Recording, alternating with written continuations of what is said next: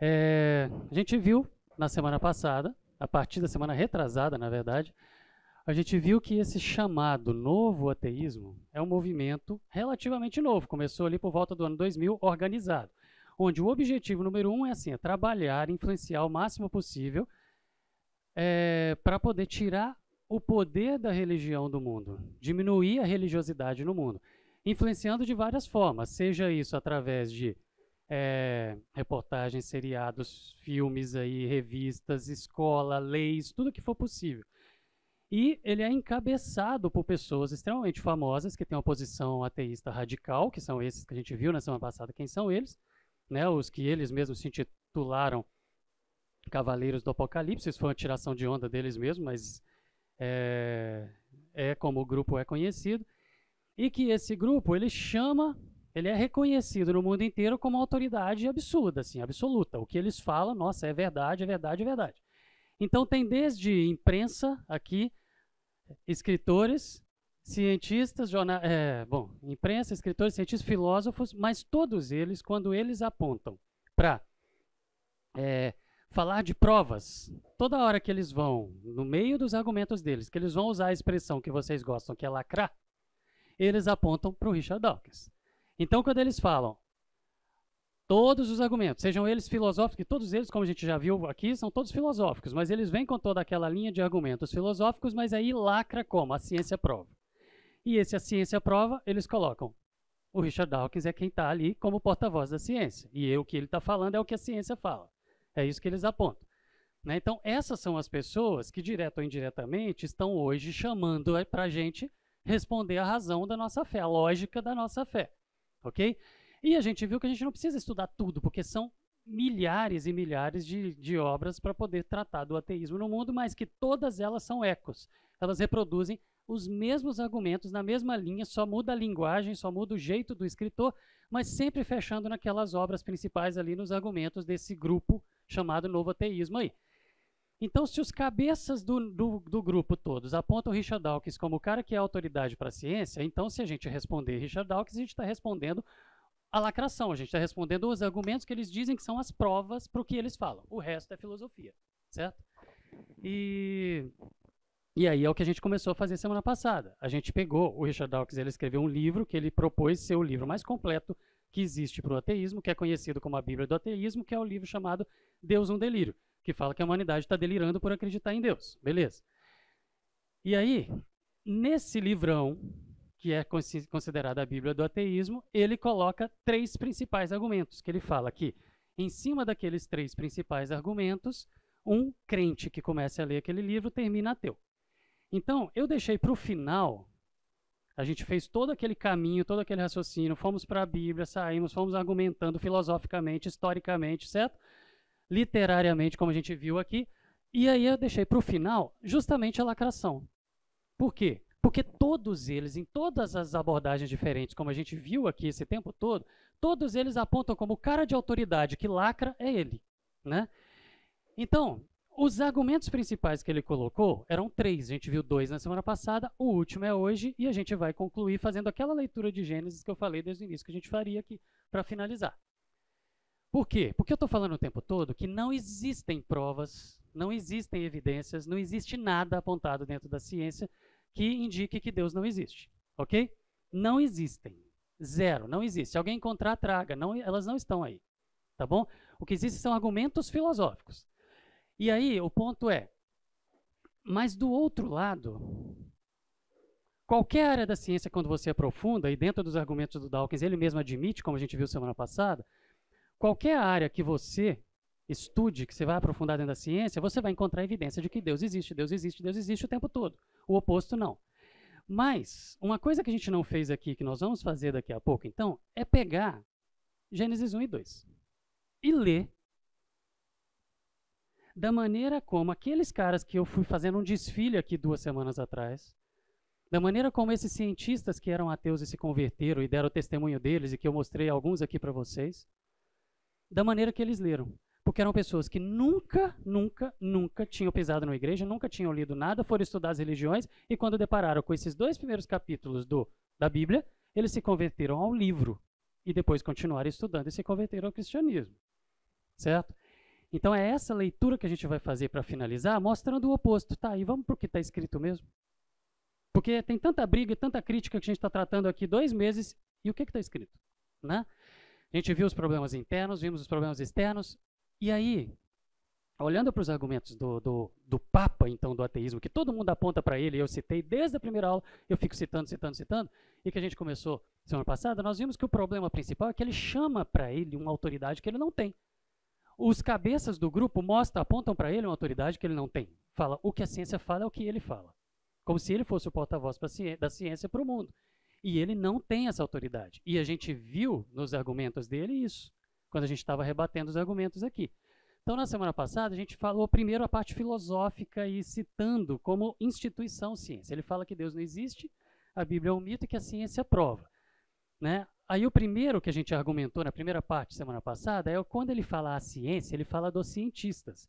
E aí a gente fez aqui um desfile de cientistas, lembra disso? Mas onde? Ele estava argumentando de que a crença, ela está no lugar onde não tem inteligência.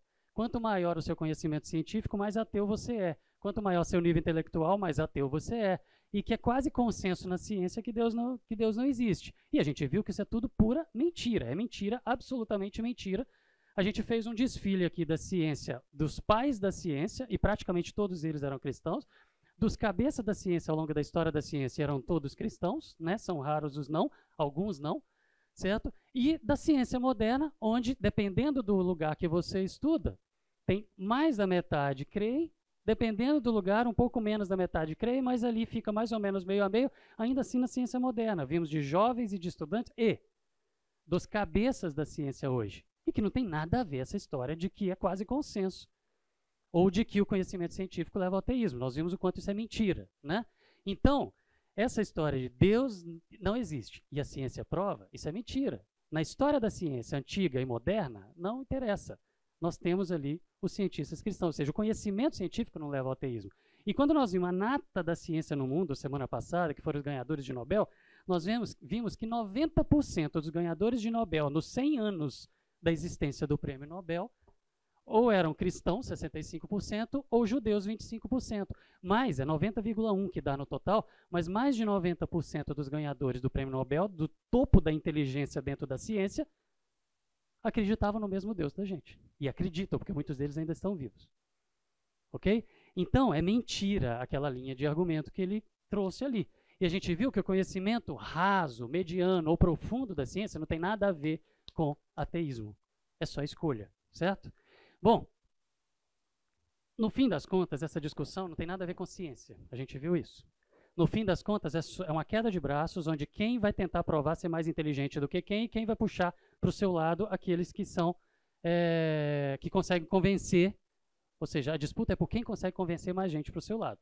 É um jogo onde a cabeça de vocês é que é o prêmio. Da juventude, como a gente viu na segunda aula, certo?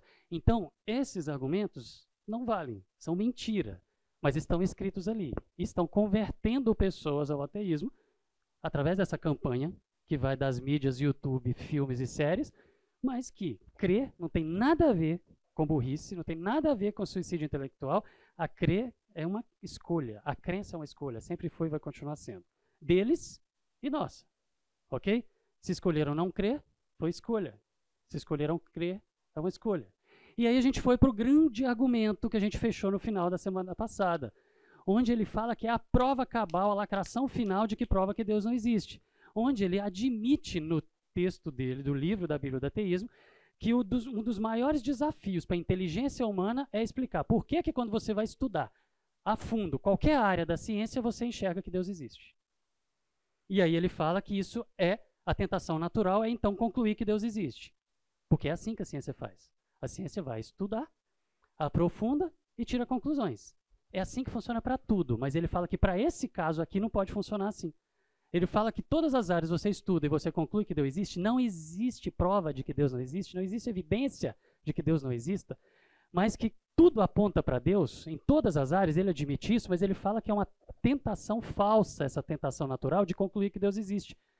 Porque, na verdade, para você concluir que Deus existe, ele fala que você tem que provar estatisticamente que Deus existe. Você tem que fazer conta matemática e falar qual que é a probabilidade de Deus existir. E quando você chegar nesse resultado, se você chegar, você vai ter que fazer uma outra conta para poder ver qual a probabilidade de existir o Criador de Deus e o Criador do Criador de Deus e tal. E isso vira uma regressão infinita que matematicamente não termina, então ele fala, então Deus não existe.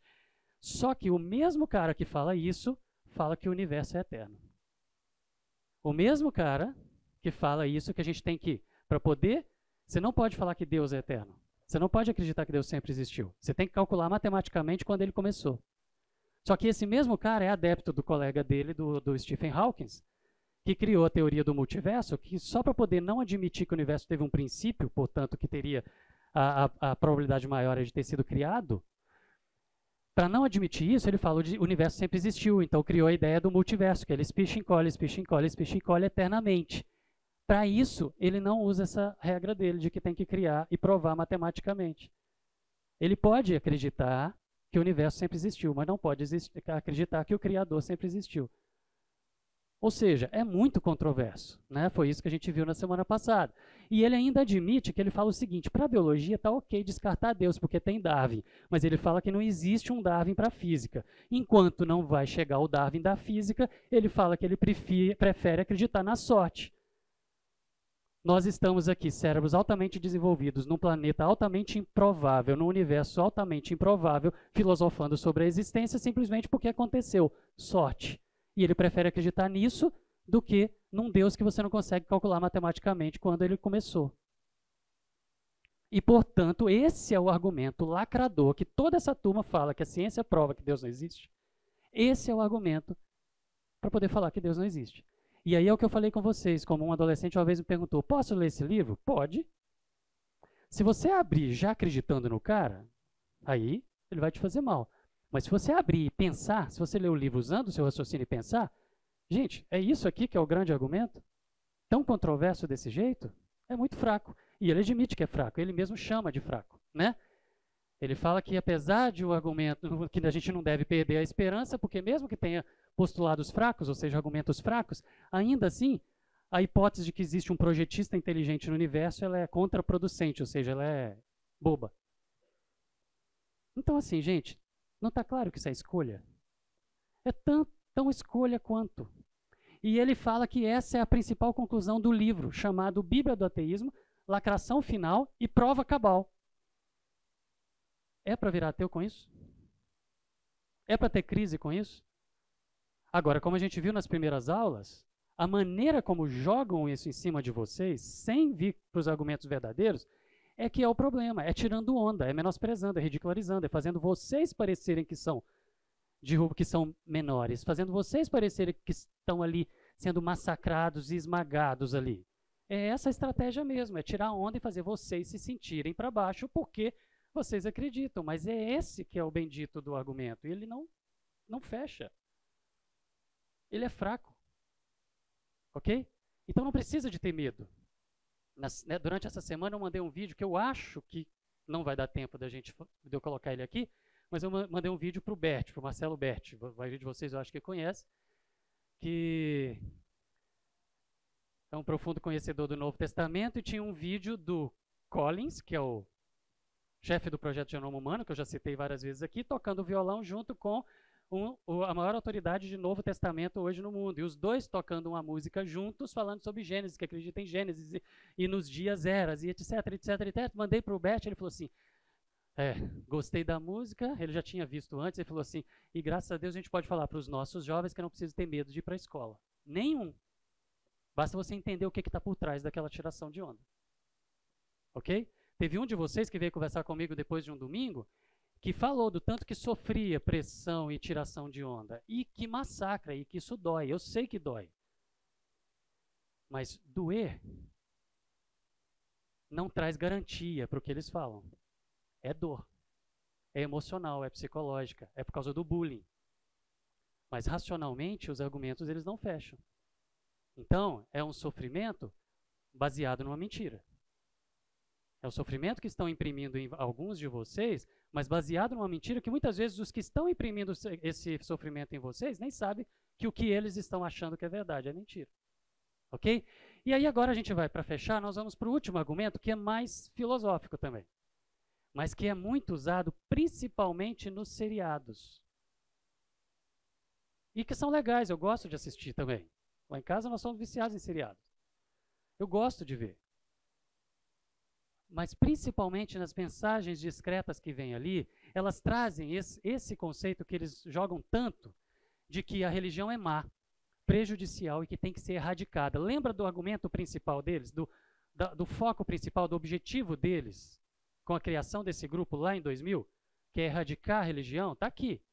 A religião é má, prejudicial e deve ser erradicada da humanidade. Então vamos convencer o máximo de pessoas a se distanciar dessa história de carochinha, desse monte de baboseira que tiraram de trás da orelha, para o mundo evoluir. É essa a ideia. Gente, e aí eles abordam de várias maneiras diferentes, mas falando que a religião é má, por quê? Porque ela é responsável pelas maiores mazelas da humanidade, os maiores massacres, o maior banho de sangue da humanidade. Isso a gente vê nos seriados direto, nos filmes direto. Bruxas de Salem, a Inquisição, tem tanta coisa falando disso. Gente, aborda de várias maneiras, falando sobre massacres, ou seja, falando que a religião é a responsável pela maioria das matanças que aconteceu no mundo, certo? Isso é história, né? E eles apelam para a história.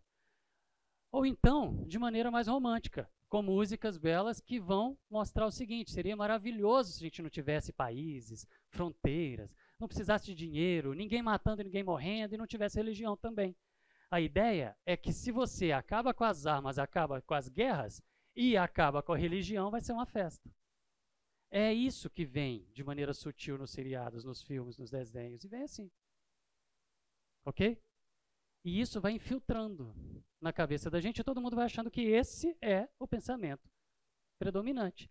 Mas será que a religião é má e prejudicial mesmo? É isso que eu queria responder aqui agora. Gente, por que palestinos e israelitas estão lutando? Por quê? Por causa de Moisés e Maomé? Não. Não é. Isso que eu estou falando não é religião. É ir para a história para vocês verem. Palestinos e israelitas estão lutando por causa de terra. É por terra. Por que hindus e muçulmanos estão lutando? Hindus e muçulmanos estão lutando por um pedaço de terra que chama Caxemira. Às vezes lutam mais, às vezes menos, mas estão sempre em briga por causa de terra.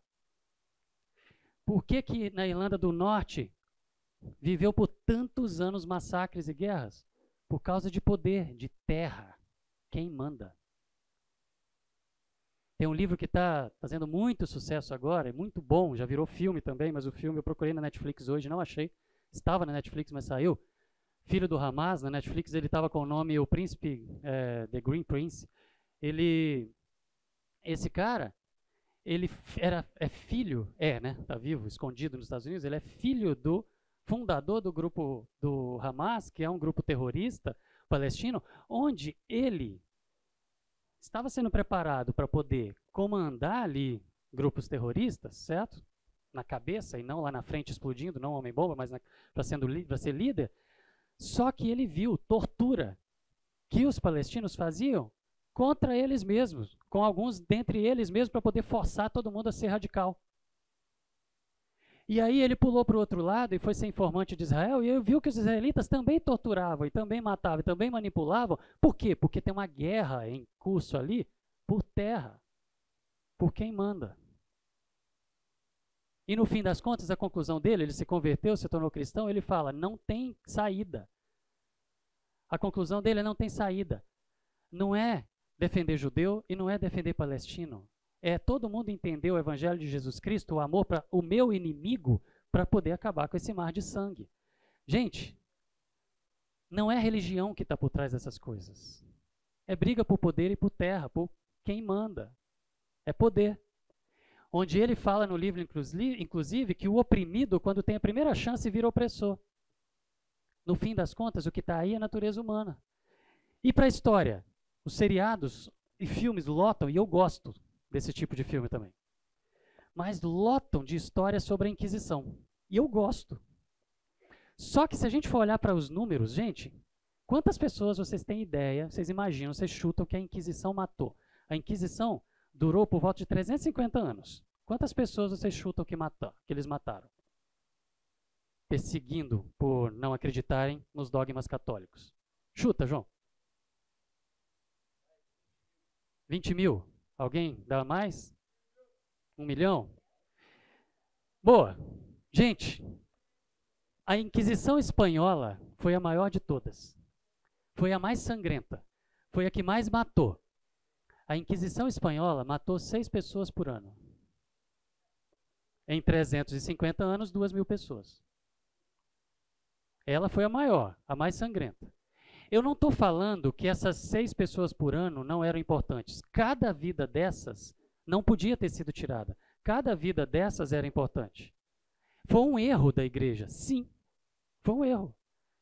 Mas isso é bem diferente do mar de sangue que fazem parecer.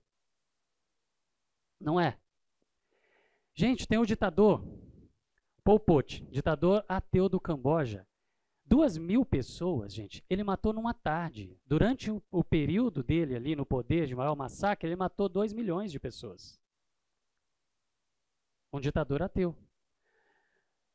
Então, se crimes são cometidos, gente, enquanto os neo-ateístas, esse grupo, está aí acusando o cristianismo de atrocidades, de um mar de sangue, de uma matança há 1.000 anos, há 500 anos, há 200 anos atrás, e eles ficam associando esses crimes de 500 anos atrás com o terrorismo de hoje, como se todo crente de qualquer religião fosse um terrorista, ok? Colocando como tudo a mesma coisa. Gente, eles estão descartando os crimes que o ateísmo fez no mundo. E as mortes que o ateísmo trouxe para o mundo, que são muito maiores, incomparavelmente mais.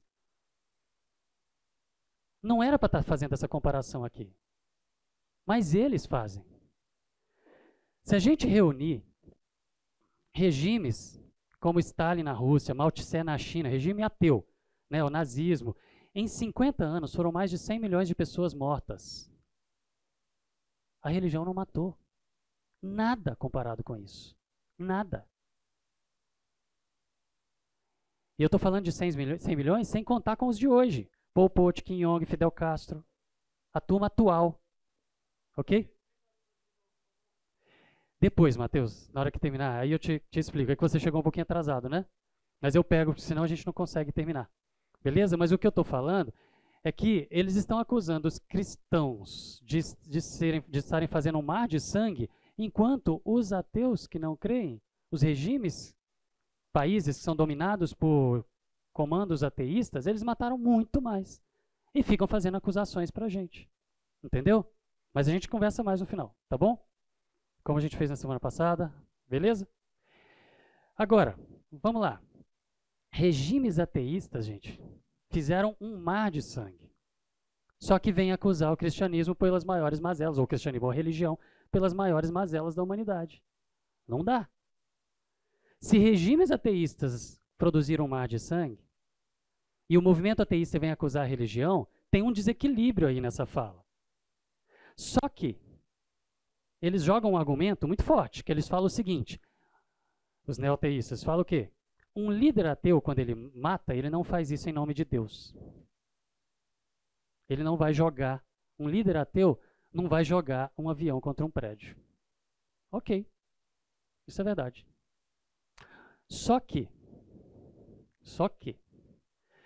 enquanto eles estão apontando, falando que o fato de religiosos, extremistas, radicais, jogarem aviões contra prédios, e eles falam que isso é motivo para poder acabar com a religião, eles estão assumindo que esses indivíduos aqui, esses indivíduos fizeram isso em nome de um Deus, de algo que eles creem que está acima de todas as coisas para eles, acima até da vida deles. Gente, a gente precisa ter equilíbrio aqui. Porque se um religioso extremista mata em nome de Deus, matou ou mata em nome de Deus, um líder ateísta mata em nome de uma ideologia, é a mesma coisa. Um líder ateísta matar em nome da ideologia ateísta dele, a ideologia é o Deus dele, é o que norteia a vida dele, é o que aponta os rumos da vida dele. Então, a gente tem que ter equilíbrio. Se eles apontam a religião e falam a religião precisa acabar, porque alguns extremistas matam em nome de Deus, errados, mas matam. Então tá, a ideologia deles fez um mar de sangue. Não dá para poder fazer essa comparação. No fim das contas, gente, no fim das contas, se um Bin Laden, Al-Qaeda, o Hamas, como eu citei aqui, Estado Islâmico, eles são assassinos? São. Eles têm que ser impedidos de fazer o que fazem? Sim. Mas é o ateísmo e não a religião que faz o mar de sangue. Esses indivíduos estão cometendo crimes e têm que ser combatidos, sim. Mas não são eles que provocaram o maior mar de sangue, os maiores massacres da história da humanidade, como eles falam. Os maiores massacres da história da humanidade são cometidos em nome de ideologias ateístas. Isso é história. Esses números estão aí, públicos para todo mundo. É só comparar. Mas não é isso que os seriados fazem parecer. Entendem que é um festival de manipulação? E é sempre assim. Quem são os maiores responsáveis pelos massacres da história? Regimes ateístas, tá bom? Se crimes são cometidos em nome de uma ideologia, então, quem segue essa ideologia tem que ter um mínimo de responsabilização por isso. Fala, Matheus.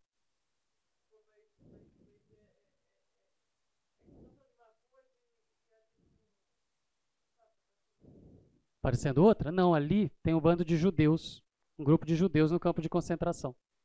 Entendeu? Pessoas que foram perseguidas e massacradas por serem quem eram. Entendeu? É por isso, não estou falando de coisas diferentes. A ilustração ali é de pessoas perseguidas. Tá bom? Gente, no fim das contas, não é religião o problema. No fim das contas, o que nós vemos é que existe o mal e bem na história. Tem assassinos loucos matando pessoas na história, sejam dentro da religião ou fora, dentro de um regime ateísta ou fora. No fim das contas, gente, a culpa é a natureza humana, pecaminosa, maldosa, corrompida, egoísta, que quer poder, que quer dominar, que quer massacrar. Não é a religião que é a culpada. E se a gente for ser honesto, não é nem os regimes ou as ideologias, mas são os radicais lá e os radicais cá. É a natureza humana. O problema é esse. Só que os argumentos, quando eles colocam, ficam parecendo muito lógicos, né? Se o problema é a natureza humana, não tem nada a ver com inteligência, não tem nada a ver com religiosidade, não tem nada a ver com o currículo de quem fala, não tem nada a ver com a instituição religião em si, certo? E pelo que a gente viu até a semana passada, ao longo da história, a nossa sociedade, se a gente colocar na balança, a nossa sociedade moderna, com o conhecimento tecnológico, científico, filosófico, a história do nosso pensamento, a maneira como nós vivemos hoje, como sociedade, no mundo hoje, ela existe graças ao estímulo que a igreja, a mesma que alguns radicais cometeram atrocidades, mas ao estímulo que ela deu para o estudo da natureza, para descobrir as coisas, para poder aprofundar no conhecimento de Deus, do Criador, isso foi gerando desenvolvimento tecnológico, conhecimento, tecnologia, desenvolvimento e chegou na sociedade que a gente tem hoje. Então, ao invés desse grupo ficar falando, vamos acabar com a religião, no fim, eles tinham que estar falando, graças a Deus, pelo cristianismo, porque foi quem mais financiou a pesquisa e o desenvolvimento científico e tecnológico na história da humanidade. Só que ao invés de agradecer, eles estão falando, vamos acabar com eles. E estão tentando, de maneira indireta, discreta, tentar acabar com eles. Ok? Então, gente, é o tempo que gasta discutindo uma coisa que torna aquela coisa verdade? Não. É o professor que falou? É o texto que é usado como referência? É o artigo que colocaram? É o currículo do professor? É o local? É a escola A, B ou C? É o país A, B ou C? É a universidade A, B ou C? É o programa A, B ou C? É o influencer A, B ou C? Tem nada a ver. Não é currículo. Não é o nome. Não é o prestígio. Não é a inteligência. Nada. Não é o intelecto que define quem é ou quem não é inteligente. Isso é tudo estratégia. A resposta é não para tudo. Tudo sempre foi escolha. Até aqui. E a de vocês também. Ok? Agora vamos lá.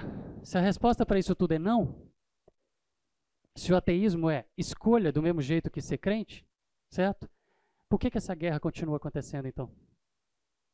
Por que ninguém vem falar para todo mundo que essa guerra está acontecendo, na verdade, baseada em mentiras? Simplesmente porque por trás disso tudo tem fé. Por trás disso tudo tem fé.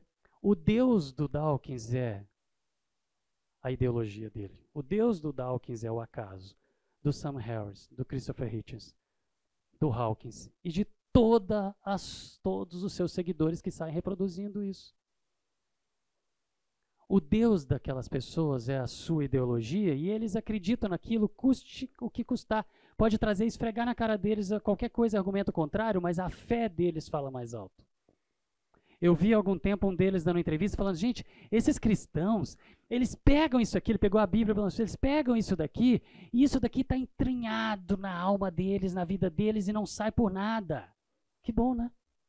Mas a gente tem que combater isso para arrancar isso de lá a fórceps. É assim. Fé. Só que diante das evidências que existem, gente, estudando, não dá para ter fé suficiente para ser ateu. No fim das contas, são pessoas influenciadas, que foram influenciadas por outras, que foram influenciadas por outras. Tem alguns cabeças e tem alguns autores antigos e outros novos que influenciaram pessoas e elas saem só reproduzindo, são maritacas, só são reproduzindo. Uma visão filosófica como se fosse uma conclusão científica falando que está comprovado, sendo que na verdade não está. Não existe. As tais provas não existem, certo? Então, o que eles falam é verdade só porque foi dito por eles? Não. Só que eles estão mudando o mundo. O que eles falam, gente, eles têm autoridade para falar? Não.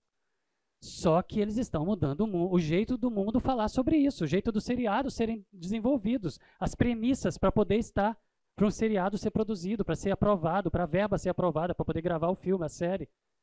Tem que ter ideologia guardada ali no meio, eles estão influenciando. Mesmo eles não tendo autoridade para isso, mas fazem. Ok?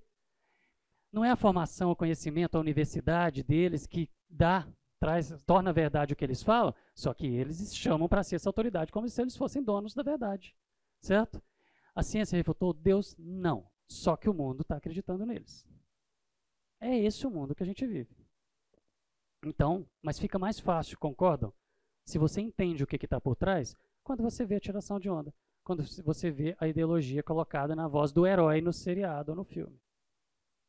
Você entende, aquilo ali tem um motivo para estar ali. Ignora. Ok? Agora vamos lá. Gente, ser ateu, então, do ponto de vista da ciência, é tão escolha quanto ser crente, né? Estudar a natureza leva a concluir que existe um Criador. Não o contrário, como eles falam. O contrário não existe. O próprio Papa do ateísmo admitiu. Ok? Para ser ateu, aprofundando no estudo da ciência, sem preconceito, você precisa de mais fé do que para ser crente. Porque as evidências apontam para a existência do Criador, e não pelo contrário. E se você ainda assim decide não acreditar, você está indo contra as evidências. Então você precisa de mais fé para não acreditar do que para acreditar. A verdade é essa. E não dá para ter fé suficiente para ser ateu. Esse é um livro que tem ali na livraria. Ok? Agora vamos lá.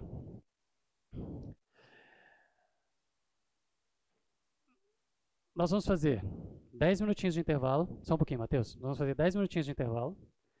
E nós vamos voltar e vamos concluir fazendo a leitura, como eu falei, comentada, é lógico, do que de fato está escrito lá. Vamos olhar para o que está escrito? Diferente daquele filminho que vocês imaginam quando vocês estão ouvindo as historinhas na escola bíblica e tal. Porque às vezes a gente vê uma aula, ou ouve falar da criação, ou vê alguém falando, ensinando sobre aquilo, e você cria um filmezinho na cabeça do jeito que parece que foi. Vamos ler do jeito que cientistas, que eram ateus, que nunca tinham lido a Bíblia, nunca tinham assistido um culto, nunca tinham pisado dentro de uma igreja, nunca tiveram conversas religiosas antes, eles tinham zero contato com essas duas primeiras páginas da Bíblia, com essa primeira página da Bíblia. Ok? Zero de contato. Mas eles tinham um profundo conhecimento sobre a ciência, sobre o que a ciência fala das origens. E aí, quando eles leram esse livro, essa página, eles se converteram. Eles falaram, caramba, isso aqui é sobrenatural. O que eles viram ali naquele livro que fez eles se converterem? Eu estou mostrando 3 aqui, tem centenas. Mas eu peguei só 3, que foram os que eu citei aqui nas nossas aulas. Ok? Gente, eu citei, como eu falei aqui, Alguns cientistas, eu estou colocando a foto de 3 deles, não foram só esses que eu citei, mas eu citei ao longo dos domingos aqui, alguns cientistas que eram ateus e que, quando, inclusive o principal deles aqui, eu nem tá nessa foto, mas alguns cientistas que eram ateus e que, enquanto estavam estudando, pesquisando, fazendo o seu trabalho, mas eram ateus, eles acabaram se convertendo. Por quê? Eles se convenceram que a história, se você for ler as autobiografias dessa turma, sempre é do mesmo jeito. Os caras eram ateus, estavam lá no seu laboratório, fazendo os seus trabalhos, fazendo as suas pesquisas, e algo incomodava lá no fundo. Por quê? Porque na hora que eles iam olhando para as evidências de que, puxa vida, isso aqui parece que foi criado, isso parece que foi criado, isso parece que foi planejado, isso parece que foi... Aí sempre era assim, ignora, não, mas isso é conclusão falsa, não, isso é bobeira, não, isso é bobeira, não, isso é mito, não, isso é ficção, não, e vai assim. Até que chegou num ponto, todos eles disseram a mesma história, todos eles falam a mesma coisa, até que chega num ponto que eles falam o seguinte, não dá. Não dá. Um desses, teve um que há pouco tempo falou comigo pessoalmente, ele usou a seguinte lógica, e ele nunca leu as autobiografias desses indivíduos, por exemplo, e ele disse a mesma coisa.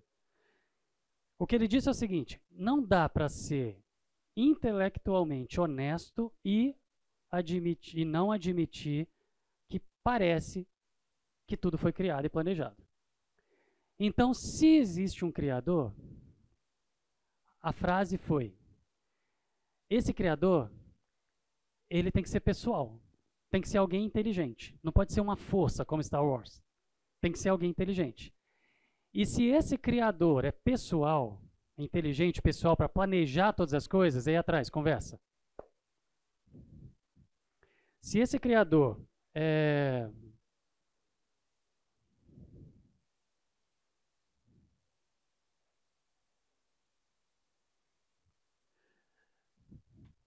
Se esse criador... Perdi o raciocínio. Ok. Se esse criador é pessoal, é um ser inteligente, é um ser poderoso, que tem poder para criar todas as regras do universo, ter criado todas as coisas, e ele está lá fora, ele tem que ter se comunicado com o homem. E se ele se comunicou com o homem, deve ter sido através de alguma das religiões. E se é, vou ler os livros sagrados dessas religiões. E foram lendo e vendo, puxa, nossa, não.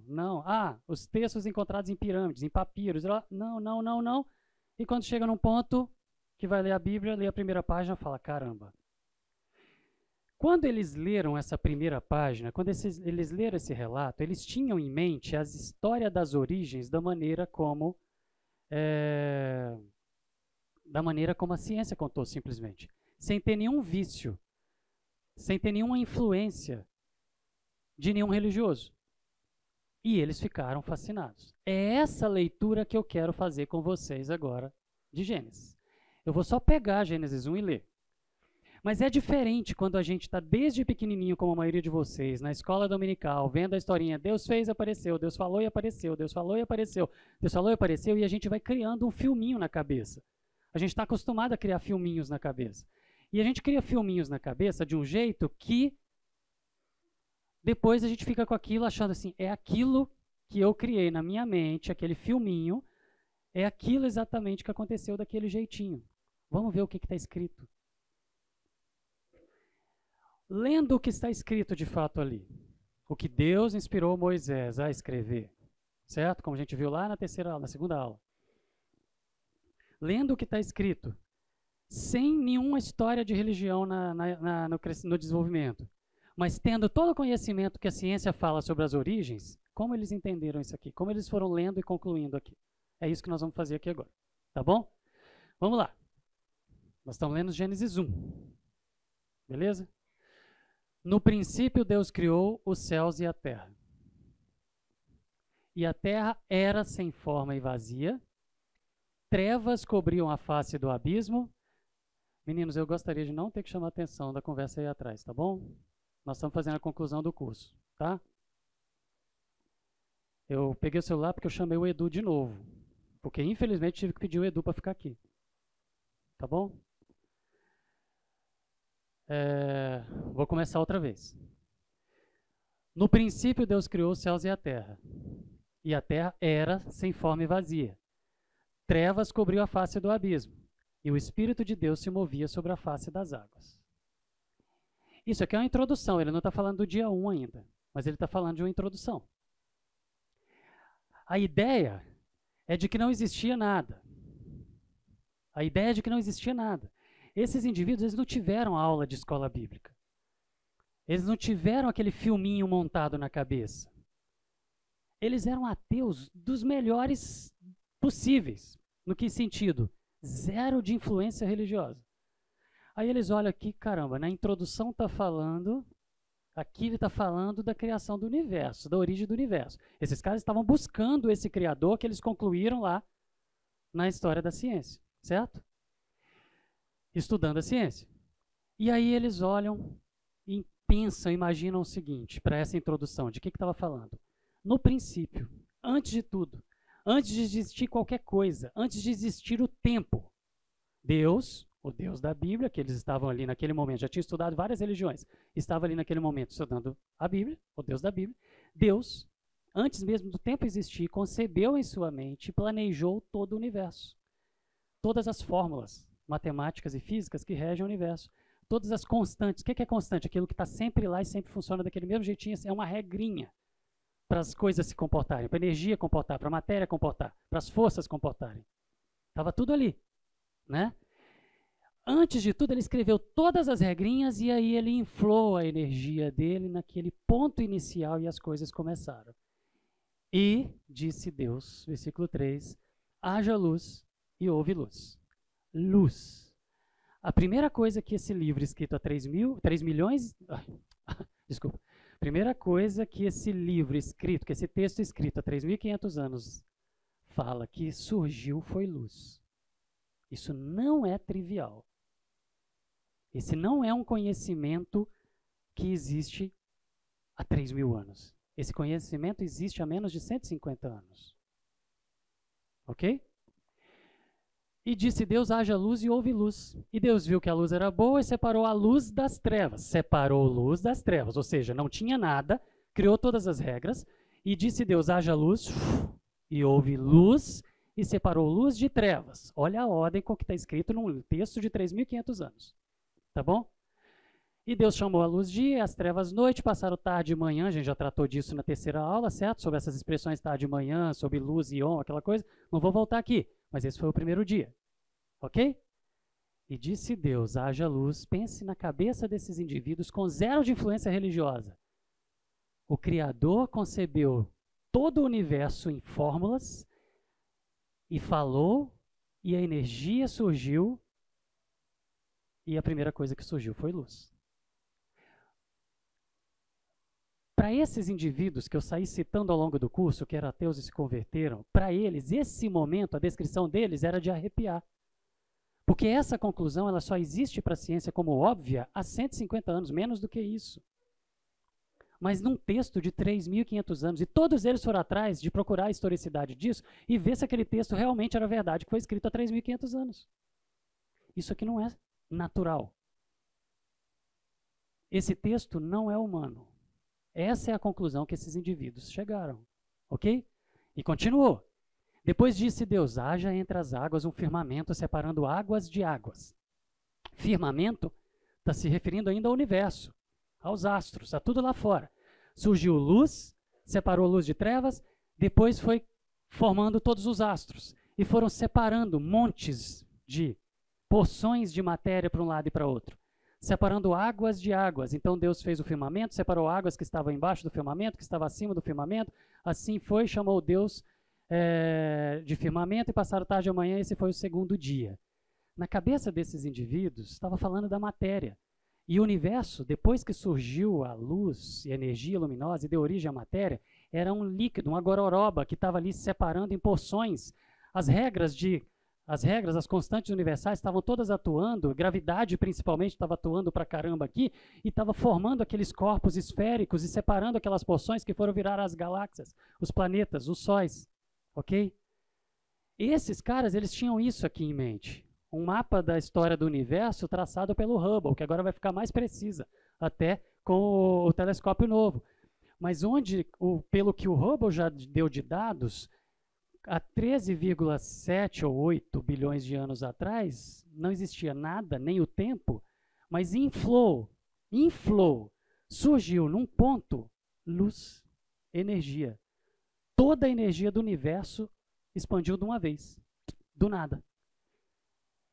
Foi o período de inflação de energia luminosa e que em seguida apagou e começou uma escuridão tremenda, que é chamado de Eras das Trevas. A primeira coisa que surgiu foi luz, em seguida o período das trevas, escuridão, e no meio de toda essa escuridão, toda a matéria foi separando porção de porção, se separando, formando as galáxias, os astros que a gente tem e que vieram se expandindo até agora. Ok? Aí continua. Nós estamos fazendo a leitura desses indivíduos, profundos conhecedores de ciência, lendo esse texto. Tá? E disse Deus, ajunte-se num só lugar, agora olhando para a Terra, para o nosso planeta, num só lugar as águas que estão debaixo do céu e apareça a parte seca. E assim foi. A parte seca Deus chamou terra e chamou mares ao conjunto das águas. Ajunte-se num só lugar, nós estamos falando de um planeta lotado de água, ajunte-se num só lugar a parte seca, e a Pangeia apareceu. Quem já brincou de montar mapa mundi sabe que você monta todinho e forma esse continente aqui, que é chamado de Pangeia.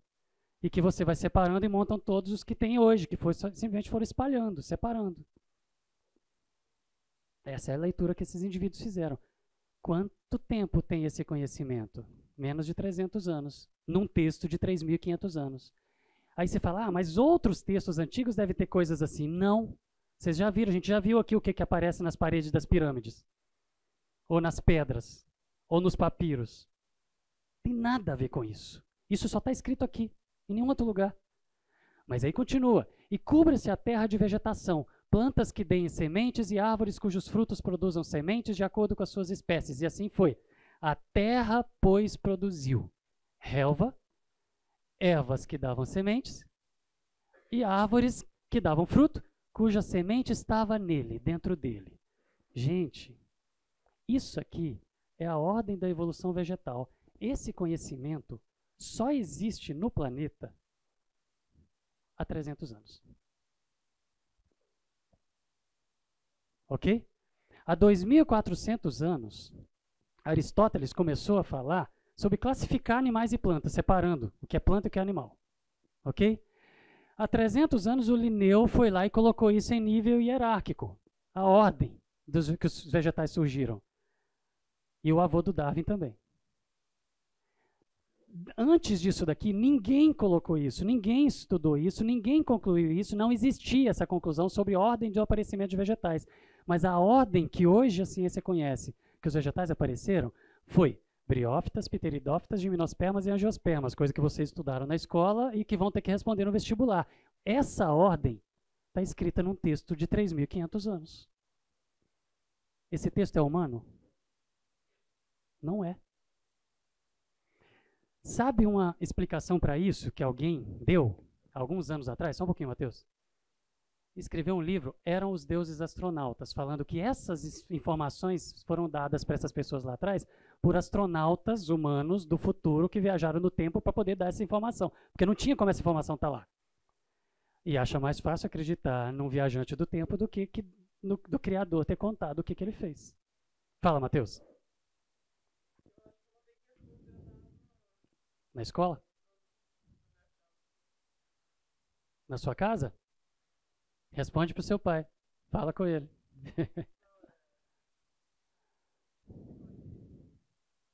De? Ah, não. Estou só citando. Estou citando que vão ter que responder para a prova, em prova, no vestibular, isso daí. Agora vamos lá, e continua. E disse Deus, haja. A palavra em hebraico ali é apareça, tá? Apareça.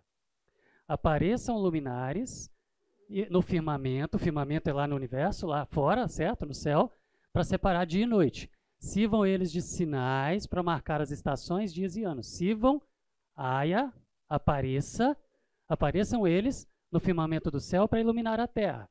E assim foi. Deus fez os dois grandes luminares, o maior para governar o dia, o menor para governar a noite, e assim foi. Esse foi o quarto dia. Por que eu frisei o raia, a palavra? Porque esses indivíduos foram atrás das palavras, do significado delas, porque eles estavam estudando, procurando o Criador, que eles concluíram. Nos seus estudos, em seus laboratórios, de que existia, ele falava, ele deve ter se comunicado com a gente. Em que religião, em que livro sagrado isso está? Então eles estavam estudando de verdade. E foram atrás das palavrinhas. A palavra é apareça. E sabe o que esses indivíduos imaginaram? Cara, esse Criador estava contando para Moisés e ele estava olhando aqui para a terra e falou, separa tudo, aparece aqui a Pangeia, vem os vegetais, a ordem certinha. Agora, Moisés, olha para cima, separa esse monte de nuvens que está aqui cobrindo tudo, que não dá para ver os astros, e era assim mesmo. Eles concluíram isso, eles conheciam isso, pelo conhecimento que a ciência trouxe, que o planeta era totalmente coberto de densas nuvens que o ultravioleta não entrava, daqui a pouco eu falo isso, tá certo? Então, abre isso, abre essas densas nuvens, abram e a gente vai ter sol, lua, estrelas marcando dias e noites. Ok? Então, para eles, a palavra que estava ali, apareça, apareça, mostrou para Moisés. O sol, mostrou a lua, está tudo rodando, está tudo funcionando, está tudo perfeito, 24 horas por dia. E aí vem mais uma. E disse Deus, encham-se as águas de seres vivos. Essa informação, para eles, não é trivial. Anaximandro, um daqueles lá, dos pensadores lá do pai da ciência, há 2.628 anos falou sobre a origem da vida. Nada a ver com água. Mas estava, quando será que surgiu a vida? Onde será que surgiu a vida? E começaram a filosofar sobre isso e só foram levar a chegar à conclusão de que a vida surgiu na água com aquele amigo do Darwin, o Huxley, há 168 anos, certo? E o Pasteur há 123. A conclusão de que a vida surgiu na água há 123 anos. Está escrito num texto de 3.500 anos. Em nenhum outro lugar isso está escrito. Aí um ateu olha e fala o quê? Como eles falam no livro deles? Eu arrepiei. É assim que eles colocam. Isso não é trivial. E sobre a terra voam as aves sobre o firmamento do céu, e assim Deus fez os grandes animais aquáticos. Você acha que essa turma pensou num tubarãozinho? Lógico que não. Isso aqui é um tubarão. Dá para palitar o dente de um desses. Exatamente. Então, quando eles olharam grandes animais aquáticos, vieram os grandes, gente. Os grandes, os dinossauros, os monstros marinhos, isso aqui. E todas as aves, eles não pensaram numa pombinha, eles pensaram nesse aqui, que com uma bicada acabava com você. Legal, eles são mais legais do que esse que a gente tem hoje para mim. Tudo bem? Eu acho mais legal. E esse foi o 5º dia. Ok? E aí vem o 6º dia na terra. Primeiro falou da origem na água, a água estava bombando de vida, aí vem para a terra. Produzam a terra seres vivos de acordo com as suas espécies, rebanhos domésticos e animais selvagens e os demais seres vivos da terra, cada um de acordo com a sua espécie, e assim foi. Deus fez os animais selvagens de acordo com as suas espécies, os rebanhos domésticos de acordo com as suas espécies, os demais seres vivos de acordo com as suas espécies, e viu que era bom. Vocês acham que eles pensaram num leão, num cachorrinho? Lógico que não, eles pensaram nesses aqui. Os selvagens eram esses aqui na cabeça da turma. Porque eles tinham a história da vida contada pela ciência, que é simplesmente a história do que Deus fez.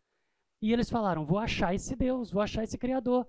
Então, quando eles estavam com a história da vida, das origens, todinha na cabeça, antes de ler esse texto, eles vinham com as coisas encaixando tudo na ordem certinha. Estava tudo aparecendo na ordem certinha. O que eles foram estudando e concluindo estava escrito num texto já, de 3.500 anos. Fala, Mateus.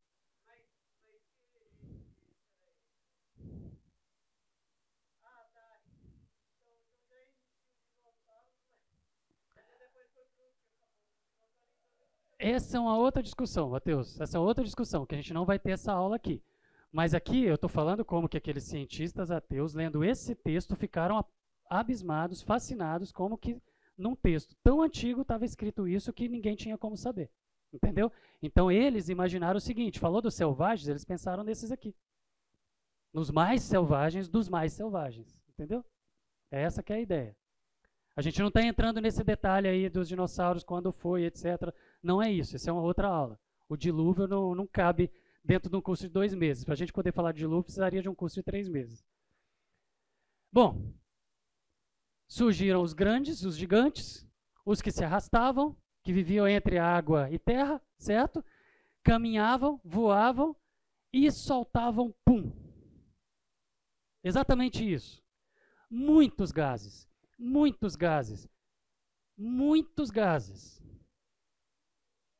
aqueles vegetais gigantes fazendo fotossíntese adoidado e esses animais gigantes flatulando à vontade. Mas esse conjunto de forças atuando modificou a atmosfera toda para preparar e deixar a atmosfera do jeitinho que ela é hoje. Deus tem mãos? A Bíblia fala de mãos de Deus, mas isso é uma figura de linguagem. Deus tem mãos? Deus tem forças, gente. Quais são as forças que fizeram a separação de águas e águas da matéria lá no universo? As constantes, a gravidade, inércia. Quais são as forças que prepararam o ambiente para poder vir os animais que nós conhecemos? As forças da criação anterior. Ele foi jogando e criando, e a sua criação usando como força para poder fazer o próximo passo. Era isso que estava na cabeça desses indivíduos, que se converteram lendo esse texto, para poder chegar nos nossos. Precisou de muito pum de dinossauro no passado para a gente respirar o ar que a gente respira hoje. Ok?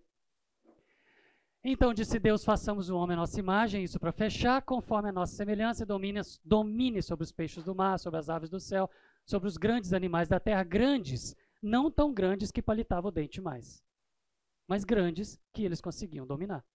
Os gigantões já não estavam lá, né? Essa é a ideia que veio na cabeça deles, ok? E aí, a cerejinha do bolo. Gente, a conclusão de que o homem foi o último a chegar existe na história da ciência há 164 anos só. Só. E está escrito num texto de 3.500 anos.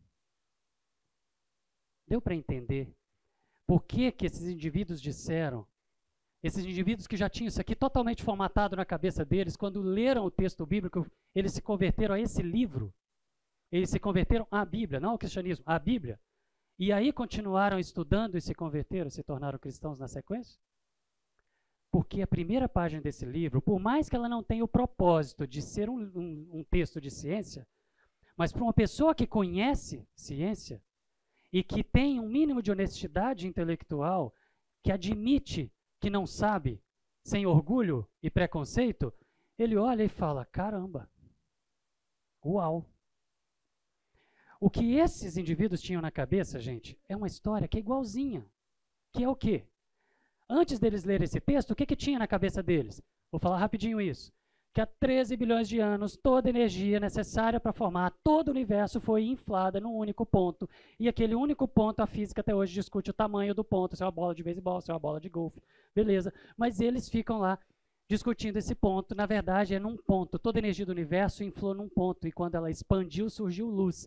E depois da luz, veio a era das trevas. E no meio das trevas surgiu a matéria. A partir daquela energia, com todas as regras já existentes, que simplesmente estavam lá e que ninguém explica quem colocou essas regras lá, simplesmente separou toda a matéria, foi separando todos os astros, todos os planetas, todos os sóis, foi formando tudo, e tem toda a história do universo como eles têm mapeado na mente, mas e aí, num determinado momento, vamos concentrar numa esfera de matéria incandescente, meio sem forma e vazia, toda ali uma gororoba se movimentando, girando, ainda não com o formato bem definido, mas que foi ficando no formato de aproximadamente uma esfera, certo? E aí ela foi se esfriando, se esfriando, se esfriando, até um ponto de que formou água. E surgiu muita água na superfície. E do meio dessa água surgiu um mega de um continente. E esse mega desse continente era a Pangeia. E esse continente, com tudo ali formado, quando isso aqui aconteceu, já estava estabelecido no planeta o ciclo da água. A gente está aqui há 4,5 bilhões de anos, na cabeça deles, ok? Já tinha atmosfera, água, sólido, líquido, gasoso, o ciclo da água já estava formado, o planeta já estava girando, esse ciclo estava acontecendo e dentro, na Terra já estava se formando todos os continentes, já estavam formando as montanhas, os vales, os rios, tudo ali, mas ainda sem vida.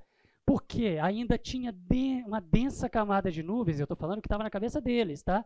Antes deles lerem o texto de Gênesis. Uma densa camada de nuvens e poeira cósmica cobria a Terra e não dava, a atmosfera, dava para ter noção que estava claro ou estava escuro, mas não dava para ver os astros, não dava para ver nada, porque era extremamente denso. Mas lá dentro da água,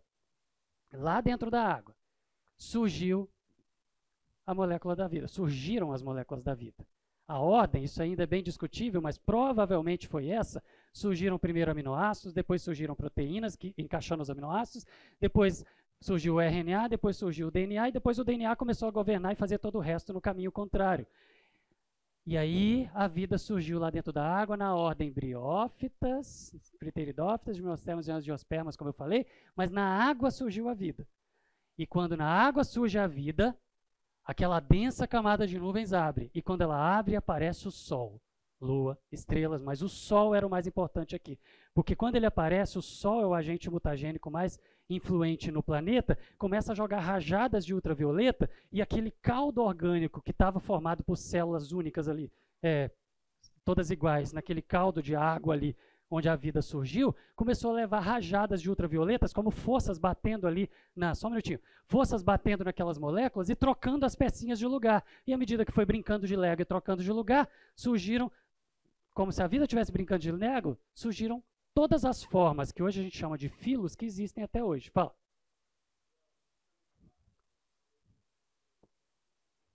Aham.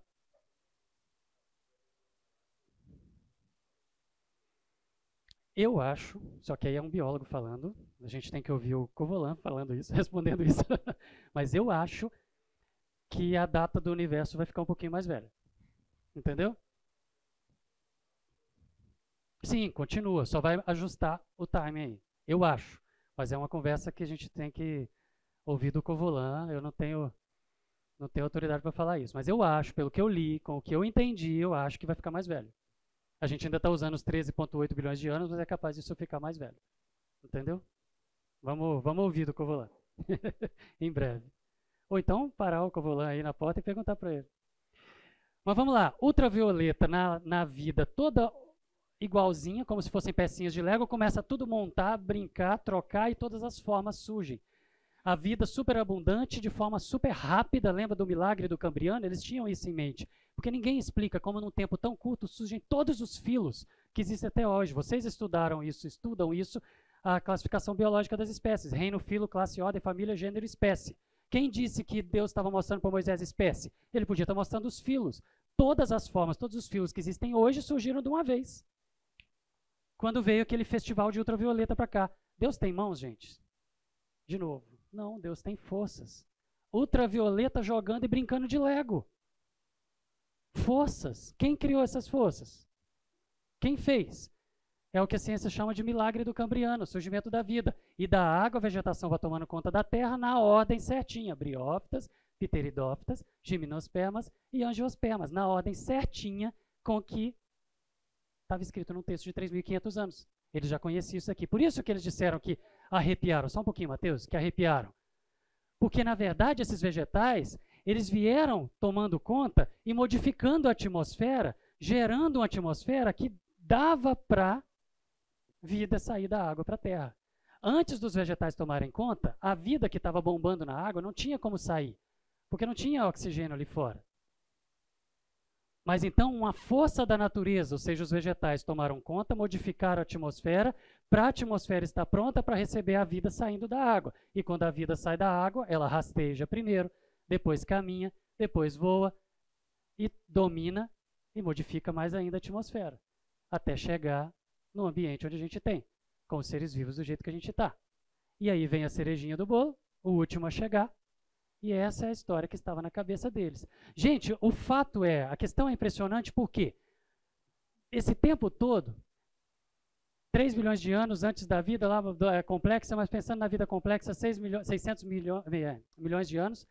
Mas olha só, você tem uma vida microscópica que muda o ambiente e muda a atmosfera como uma força para poder chegar à vida macroscópica. Aí a vida macroscópica vem, muda o ambiente e a atmosfera como uma força atuando para mudar, para chegar aos vegetais inferiores. Aí os vegetais inferiores vêm e modificam a atmosfera e o ambiente como uma força para poder preparar o palco para os vegetais superiores. Aí os vegetais superiores vêm e modificam a atmosfera e o ambiente como uma força para poder preparar o palco para os animais menores. Aí os animais menores vêm e modificam a atmosfera e o ambiente como uma força para poder chegar aos animais gigantes. Aí os gigantes vêm e mudam pra caramba a atmosfera e o ambiente como uma força para poder chegar à diversidade atual.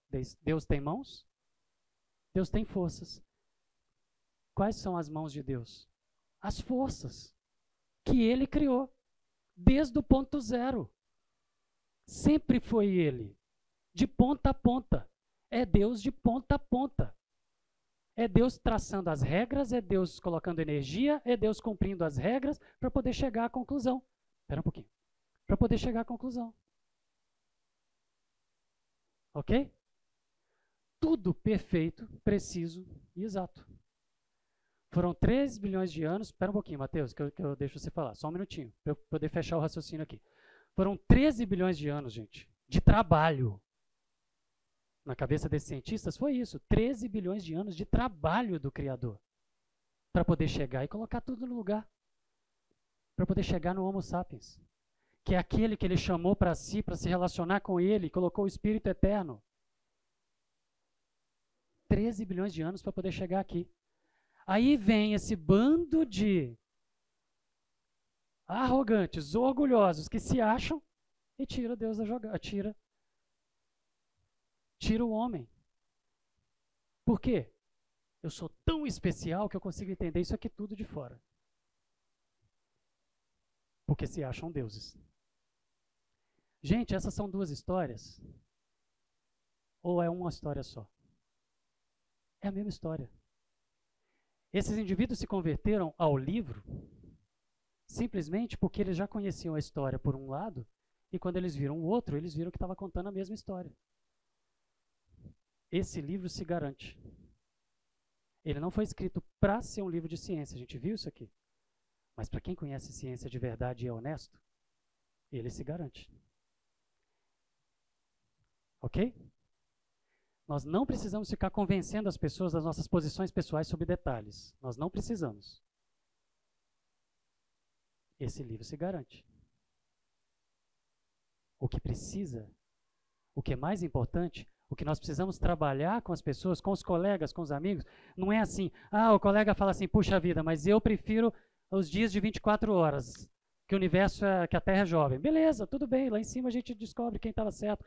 Mas eu acho que foram dias eras. Beleza, tudo bem. Gente, pelo amor de Deus, isso não é fundamental. Isso não é fundamental para a fé de ninguém. Tire esse fardo das costas. Fique livre. Fique leve. Não precisa ter medo da escola. Não precisa ter medo da faculdade. Não precisa ter medo dos argumentos. Basta você entender que existem intenções por trás do que fazem. O mais importante está aqui, ó. O mais importante está aqui. Ele, Jesus, é a imagem do Deus invisível, o primogênito de toda a criação. Tudo começou com Jesus. Ele é o elo, ele é o centro de tudo. Ele é o slide que nós estamos usando de base aqui para o curso inteiro de ponta a ponta. Deus, o homem, quem está no meio? Jesus. O primogênito de toda a criação, nele foram criadas todas as coisas. Começou com ele. Foi através dele. Todas as coisas foram feitas por ele e para ele. Ele é antes de todas as coisas, antes do Big Bang, antes do tempo. Nele tudo subsiste. Enquanto ele estiver sustentando tudo, está tudo aqui. Mas quando ele abrir mão, isso aqui tudo rui. Isso só está aqui porque ele está aqui. Ele é o foco. O pecado destruiu tudo. Quando o pecado entrou no mundo, o que a Bíblia fala é: maldita seja a terra por sua causa. Toda a perfeição que Deus fez começou a ruir, começou a degradar. Tudo que era perfeito começou a degradar, e não só nesse planetinha aqui, mas em todo o universo. Então, quando você vê coisas degradando, elas estão degradando graças ao pecado aqui e lá, em qualquer lugar. Está tudo ruindo, está tudo destruindo, está tudo degradando. O que a gente vê, que a gente acha legal e fala uau, são sombras da perfeição. A perfeição não está aqui. Isso que a gente enxerga e olha a criação de Deus e fala uau, isso é sombra, é reflexo da perfeição. A perfeição não está mais aqui. Desde que o pecado entrou no mundo, ela está tudo acabando, está tudo destruindo. Por mais belo e perfeito que pareça, não é mais. Está degradando. E essa degradação não acontece só na biologia, no universo inteiro. Agora, gente, se a gente estudando a natureza, a gente fala, uau, a gente acha fantástico, a gente acha perfeito, mesmo conscientes de que não é perfeito porque está degradando, imagina como vai ser quando o pecado for removido. Ali vai ter o uau. A gente não vai ficar, eu não acho, e é achismo, tá? Mas eu não acho que a gente vai ficar lá no céu tocando harpinha e cantando. Nós vamos também cantar e louvar a Deus. Mas nós vamos ter muito que estudar e aprender lá. Porque Deus é tão grande, tão fantástico, esse Criador é tão incrível, que a gente pode passar a história inteira da humanidade aqui estudando, que vamos estar a cada dia mais impressionados com Ele, mas isso não é nada do que Ele é. E quando estivermos lá, nós vamos ter a eternidade para poder estudar o que Ele fez, o que Ele está fazendo, o que Ele ainda vai fazer, e a gente vai estar lá. Certo? Para fechar, eu queria voltar com vocês naquele texto. Espera só mais um pouquinho, Mateus, deixa eu só concluir, aí a gente já conversa. Só um minutinho, tá bom? A gente já conversa sobre isso. Deixa eu só concluir, porque já tocou o sinal, tá bom? Só um minutinho. Quem se recusa a acreditar na criação não faz isso por falta de provas. A gente viu na primeira parte do curso. Certo? Nem faz isso porque é muito inteligente ou porque tem muito conhecimento, que a gente viu que isso na verdade não prova nada, aponta o contrário. Mas simplesmente por falta de colocar sua fé no lugar certo. Crer, a frase que eu já repeti várias vezes aqui, eu quero fechar. Muito mais do que questão de inteligência, de intelecto, é de vontade. O que Deus espera de vocês é isso. Pense. Você pode ler o que for, ver o que for, assistir o filme que for, a série que for, a aula que for, com o professor que for. Não importa. Pense. Não aceite tudo simplesmente porque a pessoa é muito inteligente ou dá uma aula muito boa. Pense. Ok?